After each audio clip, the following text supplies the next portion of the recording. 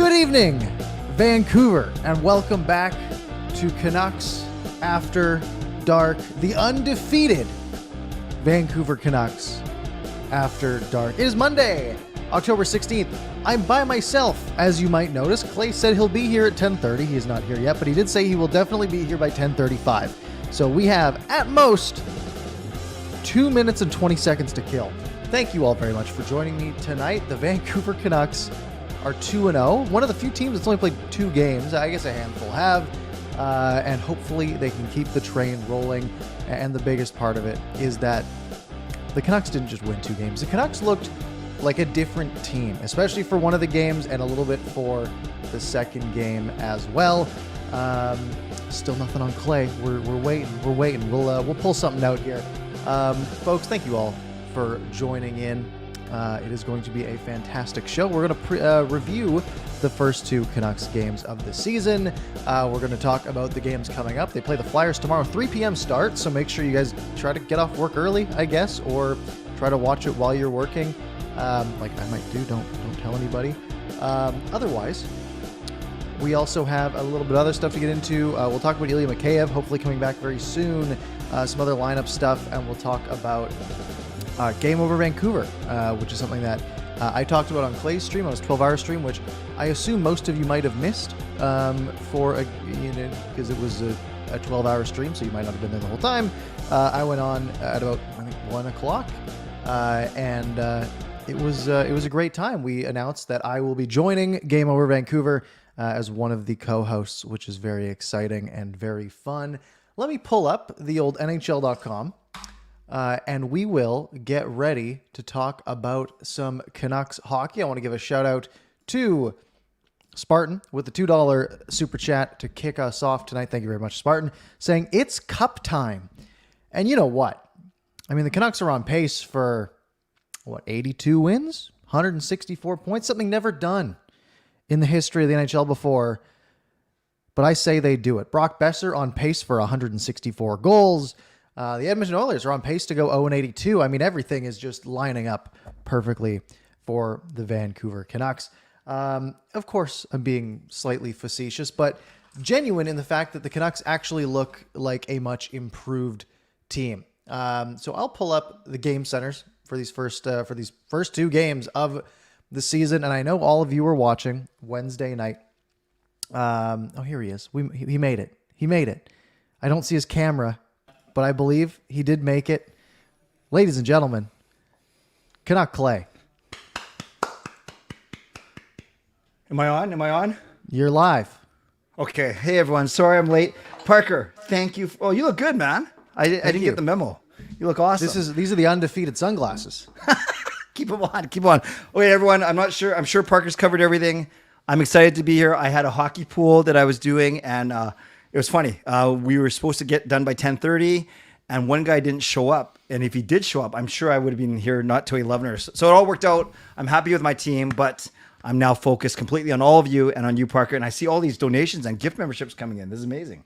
Yeah, and I want to give a shout out to StreamYard, our streaming platform, because it actually allows us to show when people give memberships now. So thank you to Carol for the 10 gifted memberships. I think she gifted more earlier as well. Wow. I think if I scroll back up, she gifted 10 earlier as well. So thank you very much, Carol. We really, really appreciate that.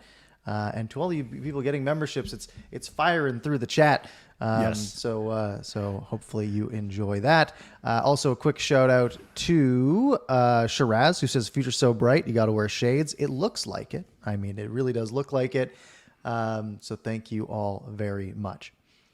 So Parker, before we get going, I know you did a good job saying that, but I just got to tell you about my team. So we basically, you get $300. You have 16 players, and in those 16 players, you have to have 3 defensemen, 2 goalies, and 1 rookie, right? And then you have to bid. So Connor McDavid went for the most. He went for $120, which when you only have $300, that's a good chunk. That's over, about 40% of your thing.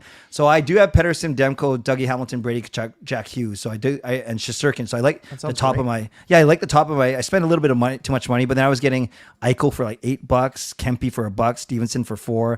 And my rookie's Fantilli, which I'm not too upset about. Yeah. Is it too late to start a hockey pool 5 days into the season? Well, we go. That's the trick. You get the points retroactively, but it's a very, very, very, very tempting. It's bad because one time Steve Reinprecht had like 5 points in the first 2 games, and I think he ended the season with 5 points. So That's tough. That is tough. so thank you. I'm excited, but I'm happy to be here now, and I'm calm. Thank you. Thank you. There's no reason to be calm. The Vancouver Canucks won 8-1 last week on Wednesday. Was not calm night. last week. It was an absolute great time. We've chatted since then, which is fun. So this is kind of a sort of a little round 2 for us, which will be a good time. I've got the coffee going because we are here so late. So it's gonna be a good time. All right. We didn't predict 2-0. Neither of us predicted 2-0. No, I predicted 1-0-1, and I think you said 1-0-1. And I copied you. Yeah, I copied you. Yeah, okay, fair enough. Like I usually do. And it looked, honestly, through most of that game on Saturday, it looked like that we would have been correct. Like it was like, yeah, Edmonton's gonna tie this thing up, and we'll go to OT. But of course, the Canucks did hang on, and they are undefeated. By the way, Spartan, another $2, saying that I'm looking like an Indiana Jones villain. Is that good? Sure. Yeah, we'll say that's what I was going for. Yeah. So I know we're gonna get into the game, but I want to talk macro and micro, more macro. Parker, we are both smart enough to realize that we're happy the Canucks won, but we're also smart enough to realize that Edmonton outplayed the Canucks in game number 2. I know you in your vlog you talked about all the expected goals, but both can be true. Edmonton can outplay us, but we can still win the game. It's almost like when we say that we're happy that the Canucks won and they beat a contender 2 games in a row, home and home, it's almost like people will automatically jump to, but they got so outplayed. Yeah, we know that. Well, they shouldn't have won the game. Yeah, we know that. But guess what? They get the 2 points and the other team doesn't. You see what I mean? Yeah, it's kind of weird. You're allowed to have good goaltending. Absolutely. Yep. Is it sustainable? Absolutely not. But that second game, I mean, these 2 games were really things that we didn't expect, right? The first one was like no one expected them to go to Edmonton and just outgun them, right? In that 8-1 win. But the second game, no one expects the Canucks to get absolutely shelled and to actually survive, right? We are so used to seeing this team get shelled and eventually the dam breaks, right? And the floodwaters come in and the bunch, McDavid scores 4 goals and then everything's over. But for how many shots Edmonton had in that second game, right? 40-16. It wasn't close.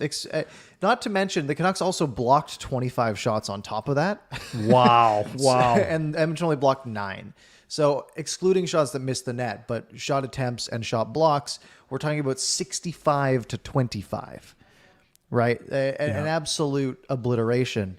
And the Canucks sort of kept everything to the outside a decent amount. There were a few great A's, but not a ton. Casey DeSmith was fantastic, and the Canucks capitalized on their chances. Absolutely. By the way, I want to give a shout out to all my hockey bill guys who all crossed by as I was just waving by to them. They're all so quiet. They did everything they could, Parker, to make sure I got here as fast as I could. So shout out to all the guys leaving the house. So how scared were you? Be honest. How scared were you in the first 42 seconds when basically all 10 guys were in our crease? Then the very next shift, Kane, I actually thought Hronek was going to get injured. It was so hard of a hit because Kane's big and he's fast. That actually scared me a lot. So that first minute, I was pretty scared. I must admit. So the tough thing was for me, I had hockey. I got home at 7:40. I think I turned the game on, but I recorded it, so I caught up, and it was nice. I got to skip every commercial, every whistle, basically.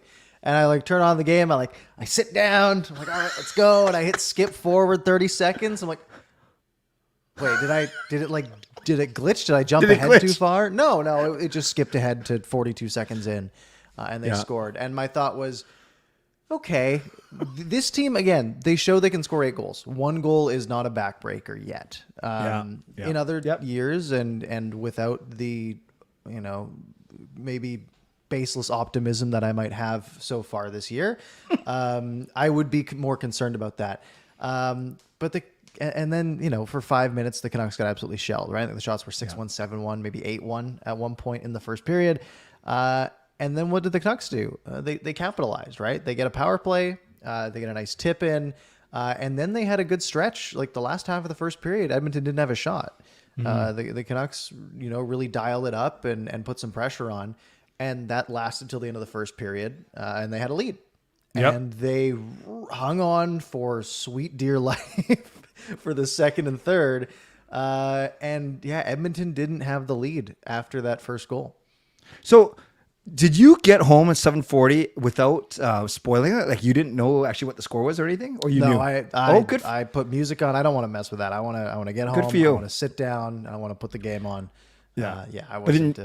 But you were able to skip dead spots, commercials, and by the time the game had ended, you used the 2 intermissions to catch up, I presume, and then boom, you're fine. Yeah, it's great. Every whistle lasts about 30 seconds in the NHL. And that's what the skip button does. So it's perfect. There's literally a whistle and you just hit it and then the puck's getting dropped. So I was able to catch up about halfway through the second, which was good.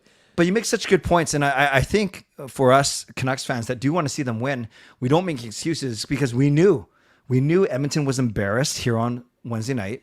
We knew it was their home opener, just like, by the way, their home opener, I don't know if you probably skipped that. It looked exactly like ours. Like they used even the same like video boards and the same entrance. Yeah. I don't know if it's a Rogers thing, whatever. And then we knew Edmonton was going to come out guns a-blazing, and they did. But I loved, and you hinted at this, I love the way that the Canucks were able to withstand that first barrage and actually come out of the first period with the lead. Yeah. That was surprising, right? They could have easily just folded in half, and especially this was a game, especially after that 8-1 game, we were looking at it like, Edmonton's going to come out hard and fast. They're embarrassed, right? They're going to come out and they're the better team on paper. They're the better team historically. They are going to come out firing, and they absolutely did. What we didn't expect to see was, the 4 goals on 16 shots helps. But they weren't all like egregious, right? 2 tips. Yep. That Studnicka goal was pretty nice drive. That Lafferty goal was pretty nice. Yeah. But again, you'd hope to get a couple of saves there if you're the Oilers. But you look at the defensive lineup, right? Like Noah Juleson didn't look great, right? But they held on, and they haven't really shown that resilience in the past very well. The goaltending held on, the defense held on, and on paper you look at it and like, wow, the Oilers got goalie and the Canucks got lucky, and that is true to an extent. But the Canucks took the lead and they said, all right, we are going to put everything on the line to defend it, and it's not something that's going to work often, but if you're going to get outplayed in half of the games, which this team might, but if you can squeak out a few wins, then you're going to be in a pretty decent spot.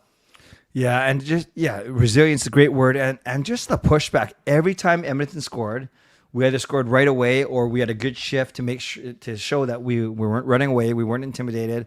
Because that Juleson giveaway in the second period, right up the middle. I think was it Draisaitl that knocked it down, and then another scramble. And then McDavid got the puck out. That could have been a backbreaker. It could have been a backbreaker, but then Oilers forgot to play defense and let us go on a 2-0. That was awesome. Yeah, that Studnicka goal was a real answer. That one after that McDavid goal that you just mentioned, for him to go out there and Elias Pettersson, what a play! That is the most classic play when you're going in on the rush and you're on like a 4-on-2 or whatever, and you get excited down the way. You're like, oh, I'm going to shoot for a rebound for my team, and you miss far side. The one thing you cannot do on a 4-man rush is miss far side, because that puck's going around and Elias Pettersson's there and there's no defense, right? A great play from Pettersson to just give it to Studnicka and set a little pick on Nurse. Yes. The classy slew foot, as he's one to do. And then, surprising trust from Elias Pettersson, right? Because if I'm Elias Pettersson and I'm on a 2-0 with Jack Studnicka, I am spreading apart. I'm passing it to him so he can pass it back. Yes. So I was going to ask you about this, Parker. Actually, when I saw it happen, I was watching with my wife Gail and my son Jake, and I was wondering, because you've played hockey more than me, do you think Petey said anything to Studnicka, like saying, shoot it yourself? Do you think Studnicka was smart enough to see that Petey was too close to him and that Petey was actually kind of bodying out Nurse? Like, what? I know it happened so fast, but what do you think is going through both of those players' minds at that particular moment? I thought it was quite fascinating play. Yeah, they came in so close together that you don't really have any options other than one of them to take it, right? Okay. And if Studnicka's a quarter step ahead, I guess you give it to him. He might have just said take it, right? Right. And you just play it over to him, and the thought there is, I'm going to get the rebound, right? Like, sure, we could split, go 2-on-0, or I can just tap it ahead to this guy and sort of, play a little bit of interference, and then if his shot gets stopped, and then his moment is gonna carry him to the corner, I'll be there to collect the garbage in front. So I'm going to assume that's what the thought process is on that. Because they didn't have time to split and then do a 2-on-0. And probably not enough time for Petey to say, "Hey Jack, go to the net. I'll give it to you, and while I box out Darnell Nurse." Yeah, probably not enough time to say that. Right, and these are guys that aren't playing together. Right? Like they aren't playing together. It's not like they've built any chemistry, right? It's just like, hey, you take the puck. I'm gonna, you do your thing. I'll clean up if I need to. Smart play. Kai made a good point. He says Petey looked gassed because that is true. That's why because Petey, Kuzmenko, and Garland were finishing their shift. Garland had gone to the bench and Stadnyka jumped over the boards. That's why it ended up being Petey and Stadnyka, not Petey and Garland or Petey Kuzmenko. Right. So maybe it was the end of the shift. That's a good point, actually. I never thought about that. Yeah. Lucas with $5. Thank you very much, Lucas. Saying nice shades, Parker. Thank you. They were very expensive. I think I spent $3 on them. Couldn't tell. Maybe tell. $6. Gotta love the hustle from the boys to start the season. Rogers was crazy at the home opener. Yeah, I'm excited to get out to a game or two. It's gonna be a good year. And right before that, Lucas, he must really like your shades because he gave another one, $5 saying nice shades, Parker. And then Carol, before that, I was wondering what you both think about the upcoming game. What do you think chances are that we have 5 games left with a winning record? Well, Carol, we'll save that. We'll promise we'll get to that, but we'll save that for the end of the show when we set up the week. But thank you, Carol, for the donation. Thank you, Lucas. Yeah, and they're winning tomorrow. Guaranteed. I'm calling it. Sunglasses don't lie. They're staying undefeated all year. 82-0, baby. So that game again, Canucks got shelled. We haven't even talked about the one from last week, that 8-1 walloping, and I know we've chatted a little bit about it, but I mean, neither of us saw this coming whatsoever off the bat. No. And my boys were at that game, Parker. I was doing my church thing, but I was able to come home and watch the second half. And it was, there are going to be times where your best players don't always score, i.e. Saturday night. That's why you had goals from Stadnyka and Lafferty, which is great. And Hoglander. Like, those are 3 guys that are not even in your top 6. But then the stars all came out to play Wednesday night. 4 for Boeser, 1 and 3 each for Miller and Petey, and 3 assists for Hughes. That was pretty sick. It was a beautiful thing. It was. I'm just thinking about my personal vibes at home during these 2 games, right? That first one, I was laughing most of the game. Boeser's 4th, I burst out laughing. I'm like, that is so good. That's hilarious. And then even the Dakota Joshua goal with 5 minutes left. It's like, how do you not just crack up? Like, come on, what are this? No one saw this coming. Yeah. And then you compare that to Saturday night, where I am standing on my couch and pacing back and forth in the living room for the entire third period, just being stressed. Are you a pacer? Oh, big time. Yeah, really? I do not sit if it's a close game. Yeah. So it's I'm just walking back and forth, and then that Lafferty goal, I was fired up, and the fact that they could hold on was absolutely huge. So the vibes are great right now. Yeah. And we can because the last game was back on Wednesday and we remember it vividly. Obviously the Saturday one is sticks in our head too. We can kind of blend both of them. Lafferty, a very similar effort on both the one he assisted on with Joshua, cutting in from the right side, and then his goal on Saturday night. It was beautiful. I was going to ask if you who are your players of the week essentially, right, from those 2 games. And mine was going to be Lafferty. I know Boeser scored the 4, and then he had the 1 assist the next night. But that first game from Lafferty, and I keep going back to that again. That one basic play where he drove the net, right? And we talked about it on Saturday. Yeah. That net drive was something that we just haven't seen enough from guys in the bottom 6, and then to go out and score that big goal. That trade looks absolutely fantastic so far. Yeah, no, it is, and we joked around because that happened. Yeah, before last week's show, we both talked about you don't want to always bleed picks, but you have a ready-made NHLer as opposed to, and you put out the stats as opposed to whatever a 7% hit or a 5% hit that a 5th rounder is going to do anything. Like, we have a ready-made player. We have a ready-made player who's a point-a-game player for the Canucks right now. Yeah, I'm sure that'll hold up too. Absolutely.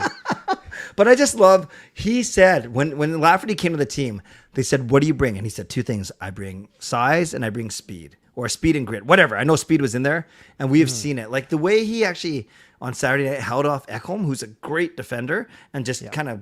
But maybe the Canucks were doing some rebounding lessons, man, because you see PD boxing out Nurse, you see Lafferty boxing out Ekholm. It's pretty good, actually. They're good. Yeah, and that's a thing that they have used a lot is body position in these early games, right? Yeah. And I want to draw a bit of attention to the Phil Giuseppe play, him and Miller and Boeser. You look at the analytics after in that 4-3 game, right? That line got obliterated at 5-on-5. They have like 5% expected goals for, or like 6 or 7, like ungodly bad. I thought they played good. Like again, I'm a pretty analytics based guy. You are. But they had the hardest matchup against an angry McDavid and them, and they held their own. They looked good. I'm really liking PDG. Yeah, no, it's true. Regardless of what we think he's going to get in terms of points, he's perfect for that line. He's the one who mucks it up, fishes out loose pucks. By the way, I just want to recognize something that Ricky said. This is exactly what we were talking about at my hockey bowl tonight. Is Lafferty's doing what the other 18 we had, and we're not talking about Jason Dickinson. We're talking about Jake Virtanen. This is exactly what Benning said Virtanen was going to do. When he said that Virtanen could be, remember he said that in the bubble, Virtanen can be our Alex Tuck. Remember he said that? Right. Yeah. So, maybe Lafferty's our Alex Tuck. Lafferty, the speed and the grit, and the size, beautiful thing. Yeah. Let's do a fun little exercise. Let's go. So through 2 games, lineups have been essentially the same, right? Other than Studnicka coming in on the emergency recall in game 2. I want to just get your thoughts on sort of each grouping so far and where we're at. So we've talked about the PDG grouping. Connor Garland with Kuzmenko and Pettersson. Obviously, we're waiting for Mikheyev to come back, and it looks like I think Tocchet said there's a good chance that he comes in at some point on this road trip, which is basically in the next 10 days or so. Okay. What have you thought about Connor Garland up there with them? You know, it's funny. He had the nice goal, the very first goal on Wednesday night, driving the net. But aside from that, I think he's been quite invisible, actually. We've barely said his name. He played only 10 minutes in each of the 2 games. I get one of the games there, the Saturday night, there's so many penalties. So it's hard to get your non-penalty killing forwards, which he is one of them, into the game. So I get that. I really do.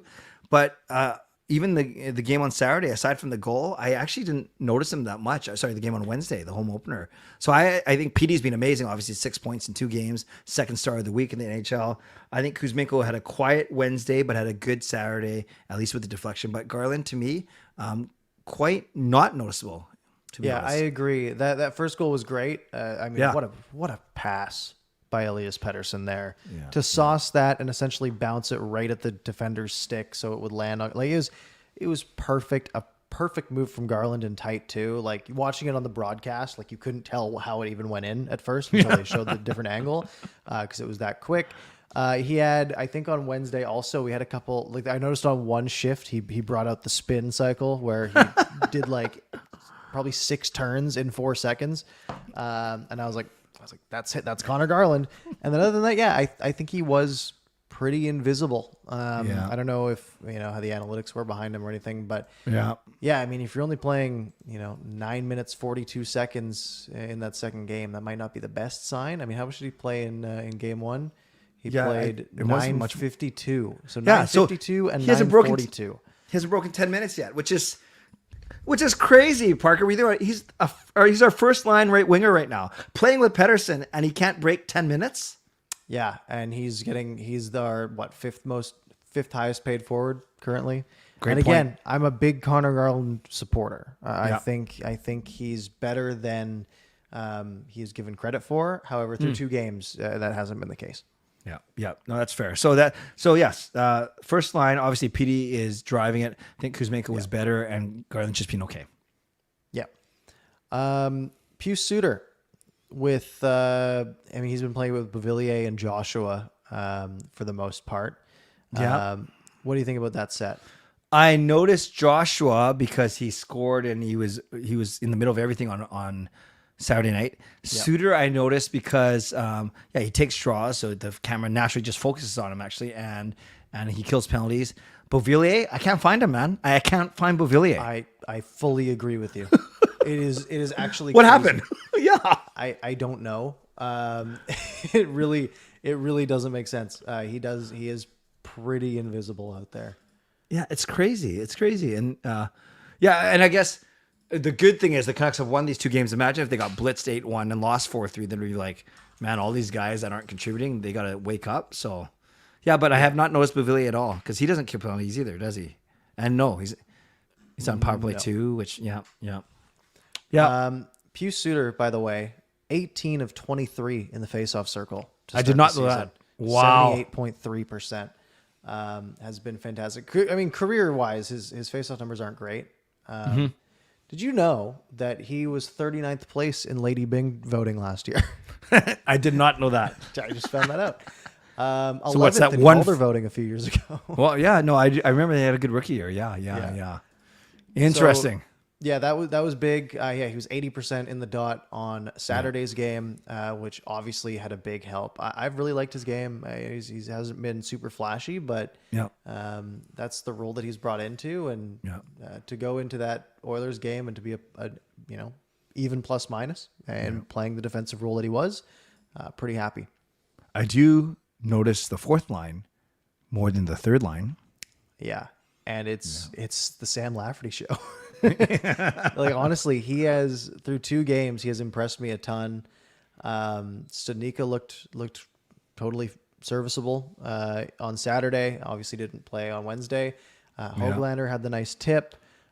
He's looked okay as well. Yeah, I think Höglander's the one where and Tocchet I think Tocchet has a soft spot for him. He really wants, and Pods, but he wants those 2 young guys to do well.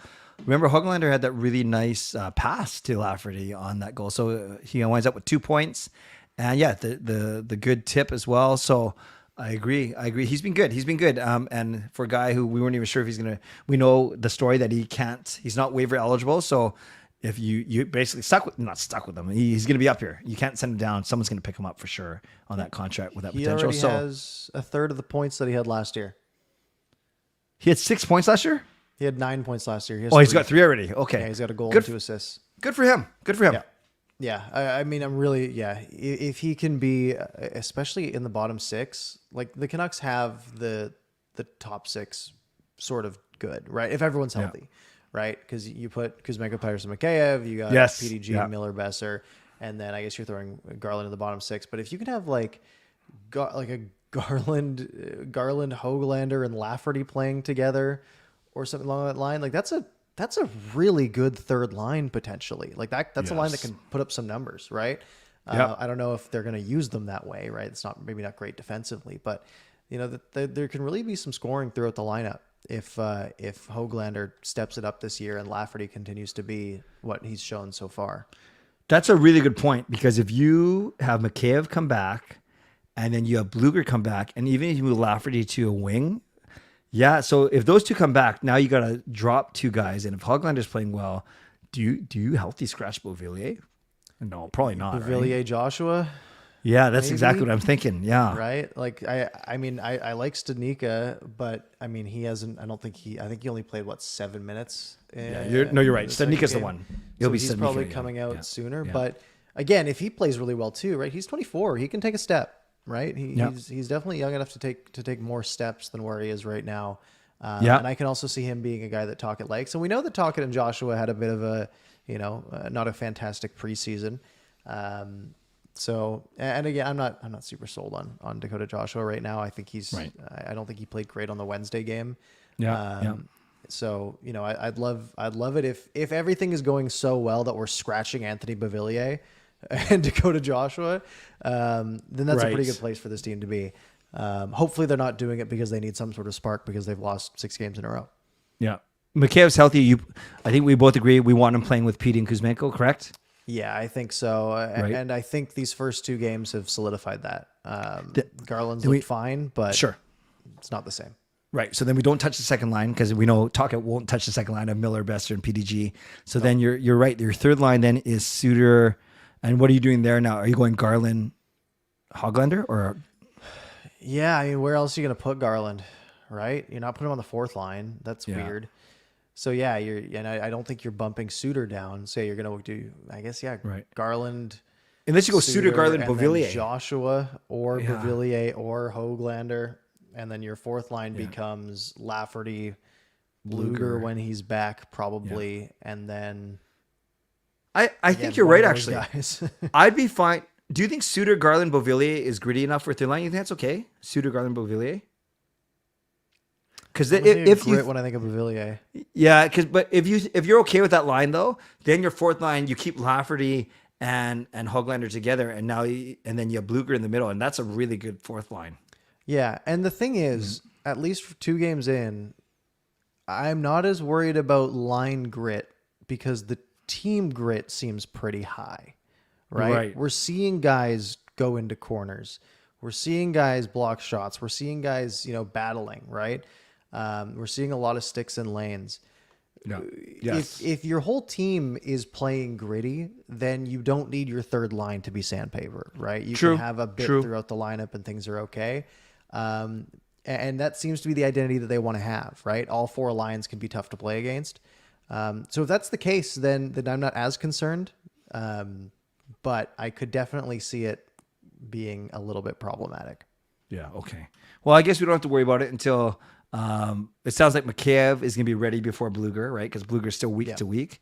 What's wrong, Bluger? Do you have a knee injury? No idea. Genuinely no idea. Okay, so we've gone through the forwards. Why don't I set you up for the D? Hughes and Hronek.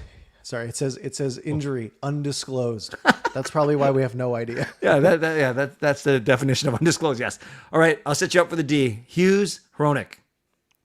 Love it. Yeah. Honestly, I mean, Quinn Hughes is Quinn Hughes. He has looked outstanding through 2 games. I don't know if he improved over the offseason. I don't know if the C's doing work on him. He genuinely looks great, and he looks comfortable with Hronek out there. It might surprise you, like Hronek has more ice time than Quinn Hughes through 2 games. I saw that. Yeah. Just a little bit, but and I guess they might have rested Hughes a little bit in that 8-1 game where they could. But no, I'm really liking that pairing. I know we were skeptical about keeping them together or putting them together, I should say. Because you look at, what Pittsburgh's trying to do, right? Let's put Erik Karlsson on one unit, Chris Letang on the other unit. There's 50 minutes covered, right? And you can sort of have that idea here where, okay, well, let's put Hughes on one pair, Hronek on the other pair. Let's cover 50 minutes a night. But Quinn Hughes just wasn't working with the other guys. So I'm a big fan of that pairing so far. So Cole and Myers played together the whole Wednesday, but then I think they played together on the first shift where they got caved, and right away, Rick Tocchet switched the 2 bottom pairings. So then he went Cole with Juleson and Hirose with Myers. So that was interesting. Yeah, that was interesting. Ian Cole's looked good. I've had no complaints about Ian Cole so far. Tyler Myers has been like exactly what we expected. I don't think anything's really changed there. He's been okay. Yeah, Tocchet likes him. Yeah. Yeah. And again, he's overpaid, but I think he's doing fine as sort of a second or third pair guy. Hirose looked okay. A little bit out of his element maybe, but Juleson just has looked a bit. He hasn't looked at an NHL level, at least early this season. Again, I hope that changes. The Canucks sort of need it to change until, if Susie can't get back in time or if there's any other injuries. Right. Those are my thoughts. Did I mess it up? Because maybe Jaskrin's asking if Hirose played Saturday. No, Hirose got sent down. Who the heck came up then? It wasn't Wolanin. It wasn't Breezeball. No, Hirose's played both games. Yeah, that's what I thought too. Mm-hmm. Yeah, it was Hirose Juleson, right? The third pairing. He says there's 2 GP next to his name, so I hope I'll take it then. Games. I should know that. He's my favorite player. That's not a good player. Well, you know what I mean. Hey, if you're asking if a defenseman, if you're asking if a defenseman played on Saturday when they are getting caved by the Oilers, maybe that's a good sign. It is a good sign. So Susie did practice today, and if he's a game time decision tomorrow as a lefty. I would go Hirose Susie and put Susie on the right, but Tocchet seems to not like that, right? We've talked about lefty, righty. So it could be Susie and Juleson. At least Susie gives you that flexibility because he's played both, right? Yeah. You're not going to want to throw Hirose on his offside in whatever this is, his 15th NHL game.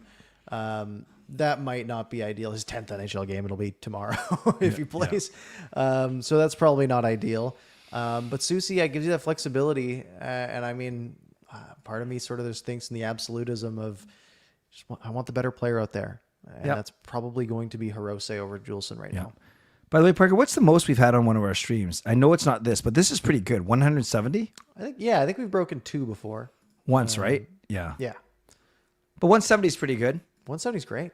Thank you. Thank you, everyone, for stopping by. Awesome. On to the goaltending, I guess. Yeah. So Thatcher Demko has played 50 minutes-ish of NHL hockey. What do you think of his game on Wednesday? I thought he was fine. I didn't notice any lingering because I wasn't at the game. I didn't notice that he was sick or that he was kind of looked out of sorts during the whistles or, drinking more water than usual or just not as active. But that's apparently what people were saying, that they could kind of tell as the game went on, that just his body language, even though they're whipping them, that he wasn't well. And yes, DeSmith has outplayed him by 20 minutes now, I guess 70-50, but Demko is, beating DeSmith in puking in your mask 1-0. Yeah. Yeah. That was when I heard that, I'm thinking when I'm sick, I'm useless. Yeah. Like it's a write-off. I'm not leaving bed. I'm going to be complaining all the time. I'm not playing NHL hockey. That's absurd. And I'm not putting up a 955 in the process. Yes. Right? Yes. That's crazy. And that is, I think that's a great sign for the season to come. If Demko's in prime Thatcher Demko form, the Canucks are going to be in a pretty good spot. And then, you have Casey DeSmith come in to the chagrin of Connor McDavid. And he is so good on Saturday. What was it? They changed. I think they must have taken a shot away because I swear it was 41-16 the shots, but now it's 40. Yeah, everyone was talking about 41, but I believe it is 40. Yeah, so they took one away. But 37 of 40 for DeSmith, and not an easy 40. Hemmed in a lot of the game. 7 Oilers power plays to deal with.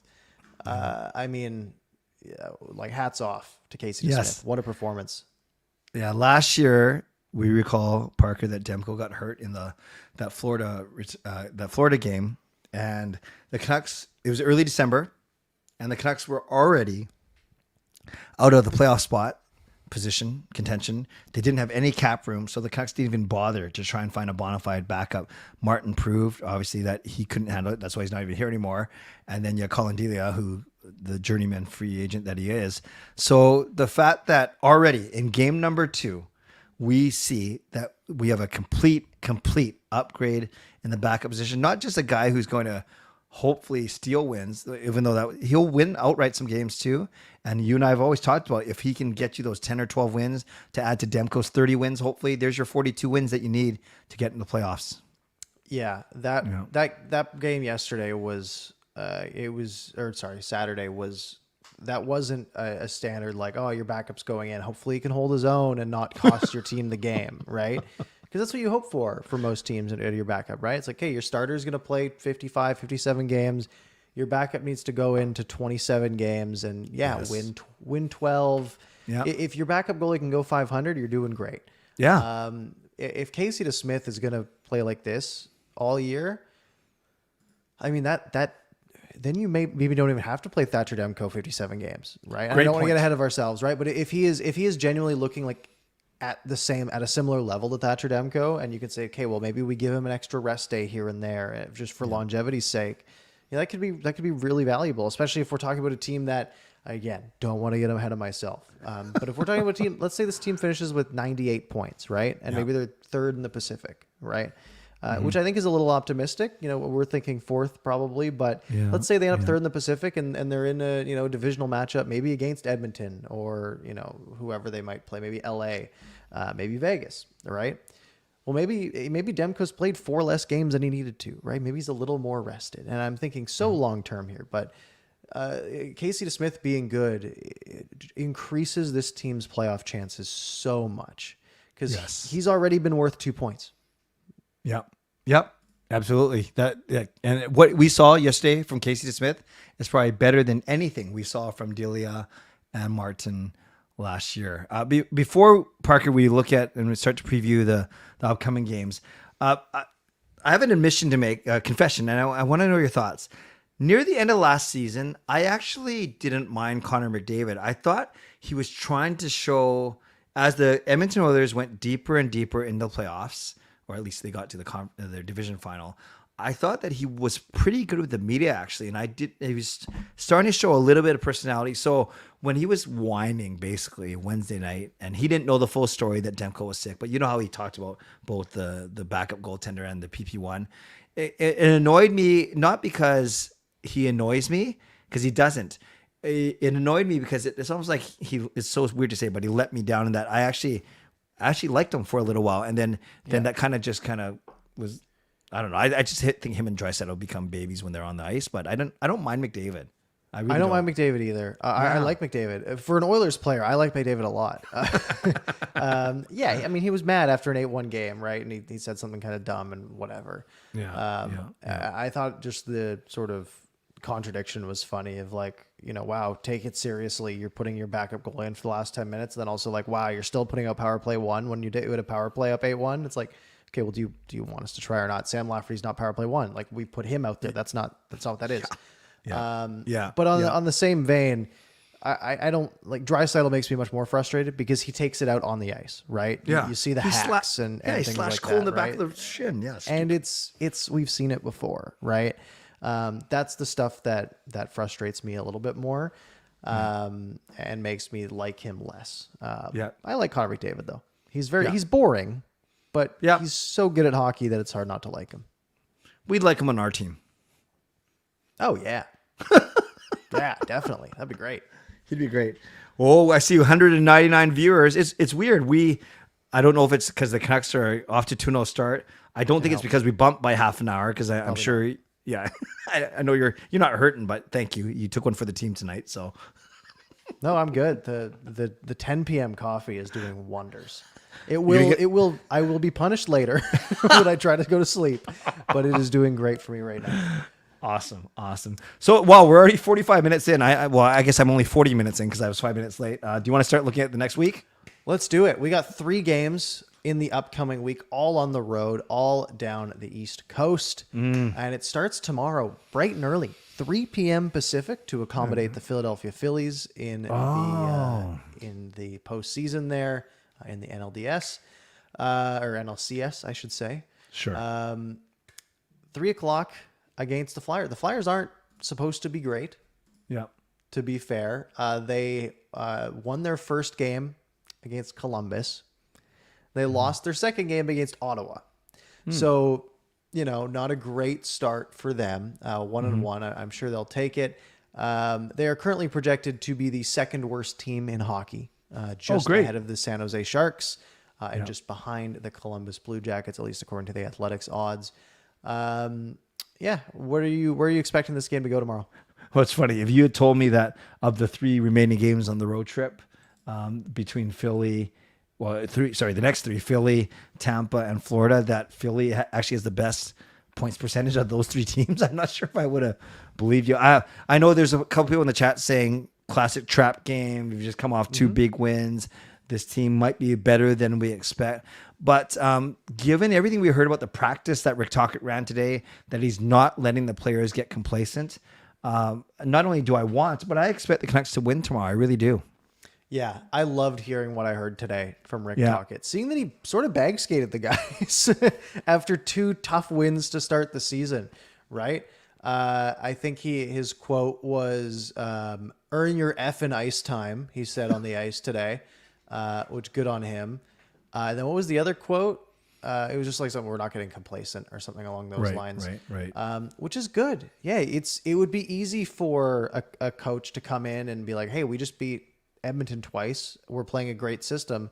Let's keep it up, guys. No, he's saying, hey, we got shelled last game, right? There's no team in the NHL is a free win. You look at the odds for tomorrow's game, and not like we're a betting podcast or anything.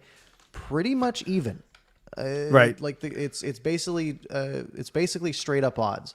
So, oh, sorry, it did change actually quite a bit, but it's a little better in Vancouver's favor. But Okay. still, like it's like 55%. Like it's not like the Canucks are favored to be a blowout here. So Tocchet having that mentality is great. The Flyers are a team you should be able to put up some goals on. Yes. The Canucks need to come out and do exactly what they did the last 2 games, and that's, try to score early and try to score often. Right? They have 12 goals through 2 games. If you can score 4, I think Philadelphia's going to struggle to score 4 on you. So the Canucks need to come out and they need to pretend that it's the opening night of the season. It's Philly's home opener. It's a big day for them, right? Go out and show that, these are the games that you need to win if you're going to be a playoff team later down the line. The Canucks are 2-0 in home openers, their own and the other teams. So they could be 3-0. They could make it 3-0. So that's the Philly game. And then, the 2 Florida teams, it's so early. We're not going to go crazy, but they're both 1-2. So it's not like they're doing amazing. Yeah, Tampa Bay is the game after that, right? Tampa Bay's on Thursday at 4 o'clock. Correct. Yeah. Tampa Bay also lost to the Sens 5-2. They lost to the Red Wings 6-4. Again, 2 teams that aren't supposed to be great. The Red Wings actually looked pretty good today also. So maybe they're going to be a little bit better than we expected. Yeah. And they beat the Preds on opening night 5-3. But you'll notice the trend. They allowed 3 goals, 6 goals, and 5 goals. They've allowed 14 goals through 3 games. That's, again, something the Canucks need to capitalize on. They don't have Andrei Vasilevsky. You got to take it to them. You got to score early. You got to score often because they have firepower, the Tampa Bay Lightning. They'll go toe-to-toe with you. If you're gonna score, you're gonna have to score 4 or 5. Yes. So no surprise that they've given up so many goals already, given that, they don't have their all-star netminder for sure. Yeah. And then they get the Panthers on, is that Saturday? You got 4 it. o'clock? Yep. So the Panthers have played 3 games also. They have also lost 2 of them. They got shut out on their opener against the Wild, 2-0. They lost to the Jets 6-4, and then today they beat the Devils 4-3. So they're, I mean, where are they projected to be this year, Florida? They're expected to be good, but I mean, if you look at the Athletics projections, they're right in Vancouver's boat. They are projected to get 98 points, while the Vancouver Canucks are projected to get 98 points. So it should be a pretty heads-up battle. Florida's at home. I'm sure that gives them a slight edge, but they can be shaky. And if these are all 3 games this week are 100% winnable. They are. If the Canucks play like they did in these first 2 games. Right. So they are 100% winnable, but I think we have to be realistic. As much as we love the Canucks to be 5-0 by the weekend, I'm going to say, I say they might drop one of them. I hope they don't drop 2. So I'm saying they go 2-1 for. I'm in the same boat. Games. I think they better beat the Flyers. They should beat the Flyers, and losing that game, if they do lose against the Flyers, I bet they come out very hard against the Lightning. So maybe I think they go 1-1 in the next 2, and then I think they can take Florida down on Saturday. So I'm sort of in the 2-1 boat. I would not be surprised if it's 1-2. But I think you just got to win that game against the Flyers and set yourself up, right? Be 3-0, and then you can afford to drop a game, right? You don't want to, but it'll hurt a little bit less. It's so early in the league, but there's only a few teams that are technically undefeated anymore. Yeah, it's crazy. I think there's 4 teams that are undefeated?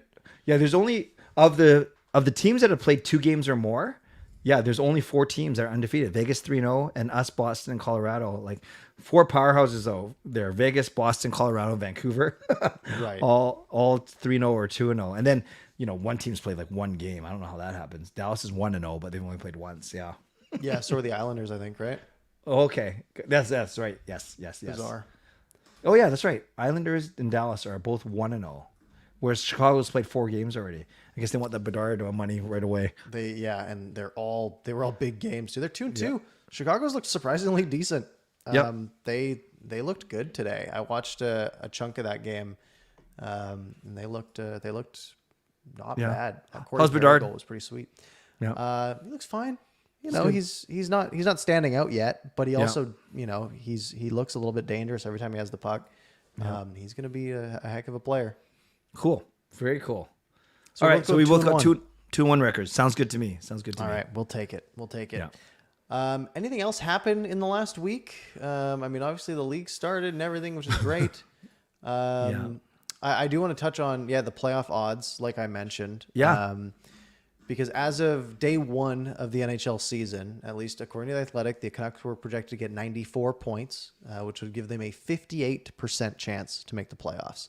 And what was really interesting about that was how it was split across the divisions, because essentially you have Colorado, Dallas making it in the Central, you have Vegas, Edmonton making it in the Pacific, and then you have 4 spots left, and there's essentially 5 teams in the mix, right? Okay. And that's currently LA, Vancouver, Calgary, Minnesota, and Winnipeg, right? Nashville's sort of on the outside looking in. They're only at 37%, but that's 5 teams fighting for 4 spots, which that makes the odds pretty good in general. Yes. So since then, the Canucks odds have gone up a decent amount. A lot of this, I believe, from a drop in. Someone had a big drop. I think it was Seattle. Oh, really? Seattle dropped from 33% to 17%, and that got dispersed quite a bit, putting the Canucks now projected to get 98 points, and I'm sure the DeSmith and Demko games helped a lot with that. And again, they do based on 3 years of data, so it's not like they're overreacting to these couple of games, but it definitely does help. 76% chance as of right now, according to The Athletic, for the Canucks to make the playoffs. Wow. Imagine if we knew this, Parker, before we did our predictions episode. I think I said 96 points. They're predicting at 98. Yeah, That's not bad.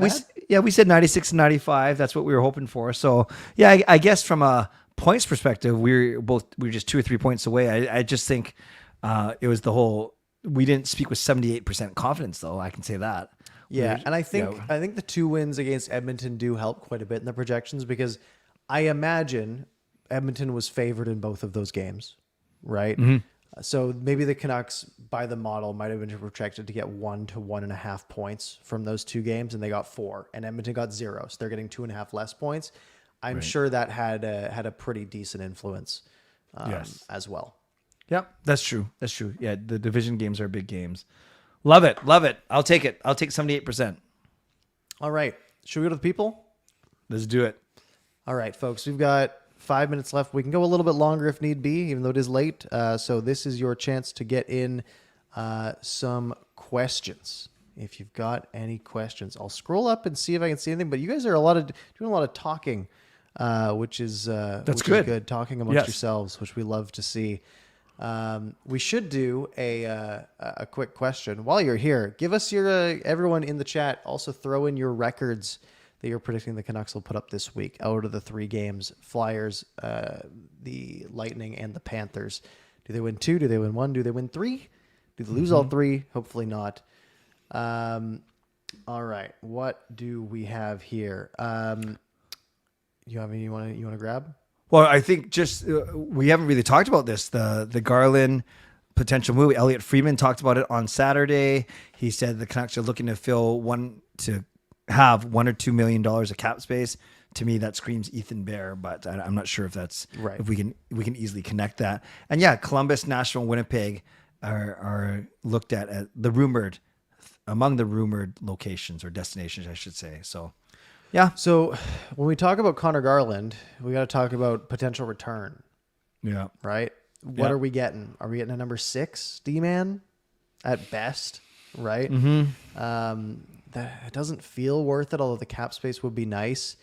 It's just so hard to think of the sunk cost of Connor Garland and that acquisition that it hurts to think of just trading him for, a number 6 D-man. Yes. Yeah, no, I'm with you. And then having related to that, MD says, who would you move, Garland or Beauvillier?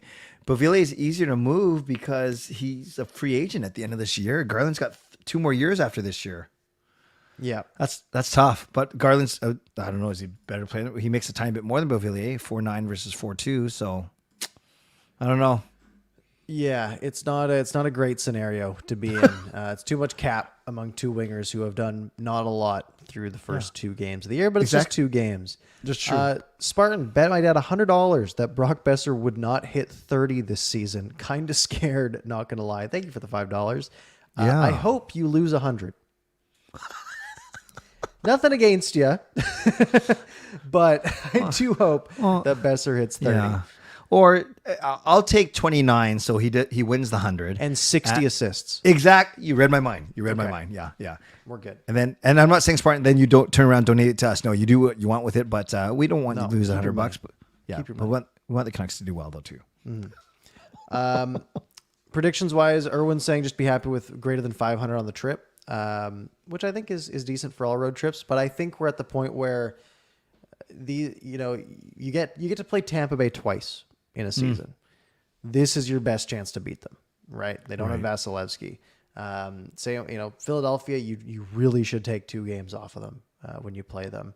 Florida, they're good. I wouldn't be embarrassed about losing to them, but this is a chance for the Canucks to really jump out ahead. If they can be 4-1 coming into next week's show, like that's a great spot to be in. Yeah, totally. And it goes without saying, Parker, that 2 points on a game on October the 11th is worth the same as the 2 points that you get on April 1st.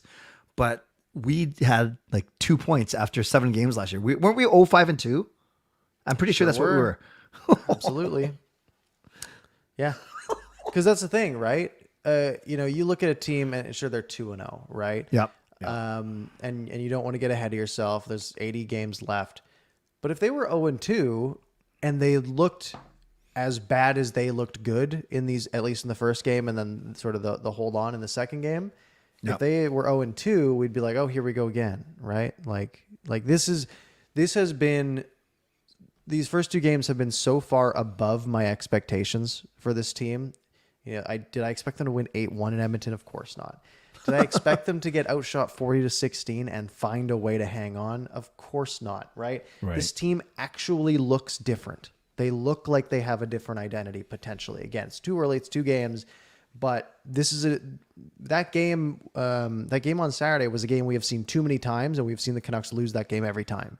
Yeah. So for them to actually go out and look different, of course I have a little bit of hope, right? It's not. I'm not baselessly jumping onto the go playoffs, go positivity side. They've actually given me a reason to think that they can do it, which they haven't done recently. They have improved every facet of their team: goaltending, defensive depth, forwards, forward depth, like especially the bottom 6. We just saw it. We've seen it in Bluger and Lafferty and Suter. So if you couple with the improvements at all 3 positions, plus a coach in Rick Tocchet who seems to have got the buy-in of all his players, and alignment, Parker, from president to GM to coach. I really think, why not? Why not be optimistic? And we're not predicting a Stanley Cup win, but we are predicting a much more competitive team than last year. And this team hasn't given us much to be optimistic about, right? Yeah. Why not enjoy it while we can? The Canucks could easily be 3-5 at some point this season, right? In a couple weeks. It's possible. Yep. Let's enjoy it while it's here, and let's hope for the best. Keegan also mentioning Florida's missing Ekblad, Montour, and Bennett. That's got to be tough for them also. And again, this is probably maybe your best chance to beat them this season. Ricky's saying they also have Nashville on the trip, right? That's the game that after we're back next Monday. That's the game next Tuesday. Do you know what time that game starts? The Tuesday game? Next Tuesday? Yeah. No. It starts at 6:15 p.m. At least that's what it's listed at. I couldn't tell you. I guess it might be, maybe TNT does Tuesday nights and they're trying to stagger everything. Maybe it's a national game in the States. I don't know. Very interesting time. But again, the Preds are a team that the Canucks should beat. Yeah. Right? So they have 4 games left on this road trip. They're 1-0. They have 2 teams they should beat in Philly and Nashville, and they have 2 teams that maybe are a little bit better than them, right? 2-2 would be very reasonable, but 2-1-1 would be nice. 3-1 would be fantastic. So if they can find a way to win 3 of these next 4, and we're talking about a team that's 5-1. I mean, it feels so unrealistic coming into this, but they look like a team that has maybe the potential to pull something like that off. And let's extend this, Parker. Let's say that we go a bit more conservative and say they go 2-2 to round out the road trip. So they come back home 4-2, and between St. Louis, Rangers, and Nashville at home to wrap up, you got to win 2 of those 3 because you're at home, and St. Louis and Nashville aren't that good. So you could realistically be 6-3 at the end of the month. Wouldn't that be amazing? Yeah, I think if the Canucks, the games that they'd be favored to win in, they'd be 6-3, right? If every game went the way the odds would go. Yes. So to say they win an extra one or lose an extra one isn't that unrealistic. So yeah, this could very well be, it's an easier part of the schedule, even though it's a road trip. True. Because you have that, like you said, the homestand where you get the Blues, the Rangers, and the Preds, right? Mm-hmm. Rangers are tough. Blues are iffy. Nashville's not great. Then you get San Jose, right? November 2nd. That's a game that the Canucks could be, what was that, 7-3, something along those lines. Yeah. Right. Yeah. And then it gets tough, right? Then you have the Stars, then you have the Oilers, you have the Sens, the Maple Leafs, right? 4 teams that are pretty good. The Sens are looking pretty decent right now. I'd say they're in a similar boat to Vancouver, right? So if you can win as many as you can now, give yourself a little bit of a buffer. Allow yourself to lose a couple games at a couple points and it not be the end of the world, right? Yeah. But if you're hanging on and you're 5-5 by the time you get to that Oilers, Stars, Sens, Maple Leaf stretch, well, then you're in trouble, right? Because then you might be 6-8 by the time that stretch is done. Canucks have actually the last 2 weeks in November, right before that U.S. Thanksgiving weekend that everyone talks about. Back-to-back weeks, they play 4 games in 7 nights. 4 games in 7 nights. So in 2 weeks span, they play 8 games. That's crazy. Yeah, that's crazy. That's why, again, you can't take a night off. Yeah. You got to take these games against the Flyers. You got to use them. You got to build up an edge in the standings. It's so much easier to stay ahead than it is to come from behind, as we've seen the last 2 years. I'm with you. Because they have been behind. But we're ahead right now, and we love it. We love it. It's nice. It's a nice feeling. Yep. The Canucks haven't been 2-0 in regulation wins to start a season in 20 years. I did not know that. It's absurd, isn't it? It doesn't seem that hard. We're not talking about 10-0. We're talking about 2-0. They were 2-0, I think, 7 years ago. Yeah. But there was an overtime win in there. So I think it was the regulation is the key to that. I might be wrong. That's some random tweet that I don't remember who it was. So shout out to whoever tweeted that. Shout out. This is your credit because I don't remember who it was, and I am sorry. Yeah. We're okay. Very good. Love it. All right. Well, folks, thank you very much for joining us. 200 of you in here. Make sure you hit the like button before you head out. If you missed any part of the show, and I can see from the graph a lot of you did, feel free to rewind back to the beginning. Or if it's bedtime, you're welcome to catch up later on tomorrow. You can find it on your favorite podcast platform if you want the audio version on your way to work. In about 15 minutes or so, we'll have that up for you. Clay, any parting words for this undefeated Monday evening? Well, Parker, not sure if you shared any news before I got in here. Did you share the news about? I touched on it, okay, but great. I didn't. Awesome. But again, there was like 30 people in here. But yeah, for those of you who weren't aware, we talked about it on Clay's stream on Saturday, and the team was only 1-0 at that time, so people weren't as excited yet. But I am joining Game Over Vancouver, where you've seen Clay in the past, and of course Sam and Kaya. So I'll be over there for about 25% of the games for a little post game, and then of course still doing stuff on doing some video on my channel. Awesome, because the people seem to really like my video after this last game, which is of course. Nice. So we'll try to get some more out for you guys. So the best of both worlds. So tomorrow I will be hosting Game Over Vancouver, and then Parker will likely be recording his videos. So then you'll have a couple things to watch after tomorrow's hopefully victory. Yeah. Unless they lose, then you can just cry and not think about the game anymore. In both videos. And then you'll see Parker on the SDPN network within the next couple of weeks, which will be pretty exciting. Absolutely. All right, folks. Thank you all very much for joining on this late edition. It is 11:36. I see David saying goodnight from Toronto. Yes, get some sleep, please. Impressive. It's 2:30 in the morning. We're not that special. Have a good night. Hopefully we see you when the Canucks are 5-0 next Monday.